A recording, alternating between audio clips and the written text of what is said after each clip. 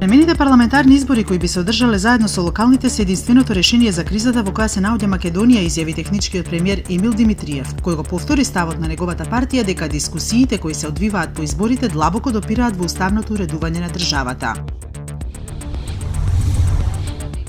На сите во Македонија и во меѓународната заедница им стана јасно дека однесувањето и на ВМРО ДПМН и на претседателот Иванов под нивен притисок последниве денови, заедно со сите најави за насилства, немаат никаква врска ниту со државните интереси, ниту со заштитата на Македонија, изјави потпредседателката на СДСМ Радмила Шекеринска. Таа најави дека ќе продолжат дискусиите со различните политички партии кои ги дадоа подписите за Зоран Заев како мандатар и ќе ги влечат потезите на договорен и усогласен начин.